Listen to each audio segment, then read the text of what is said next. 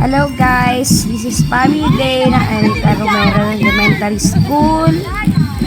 Ngayon po ay may parade. May parade po si Ate Ming. Ito po ay grade 1. Ayun po siya, nagpapakit at nagkumakaway-kaway pa. Hello guys.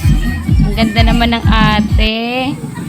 Ito po ay, hindi ko alam kung anong grade na nito. Sunod na rito. Grade 3 ata ito. At good morning guys. Today is family day. May parade ang mga bata ng Anita Romero School, Elementary School. Today is family day.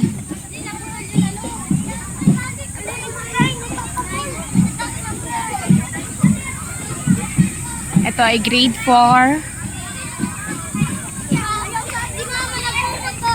Okay, pabilis na natin ang parade para mabilis tayo.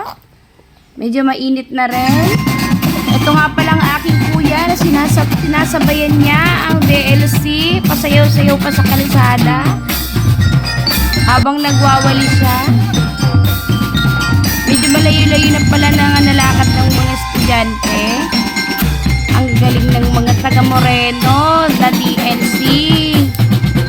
Kahit bilad na bilad sa araw, go lang sila. Ito na kami. Sampas na kami ng gasolinahan ng magang. Ikot-ikot lang. Ayan. Medyo mataas na yung sikat ng araw.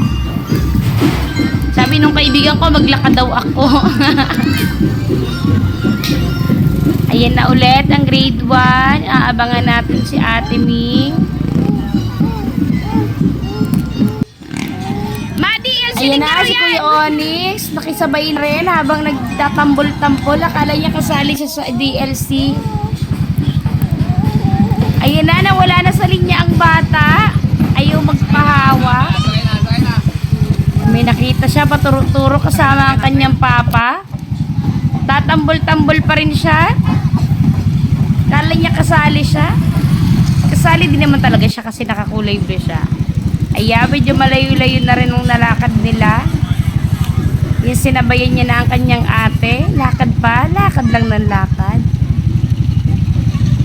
Tambol-tambol pa rin ang Kuya Onyx. Ayan, medyo inaabot na ng kaartehan ang bata. Takbo pa rin. Ayaw niyang sumakay ng motor. Gusto niya maglakad. Sabayan niya si ate niya.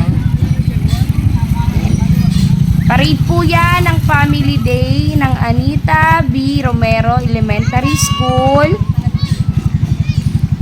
Ang bilis maglakad ni Kuya Onyx, oh. Ayan, medyo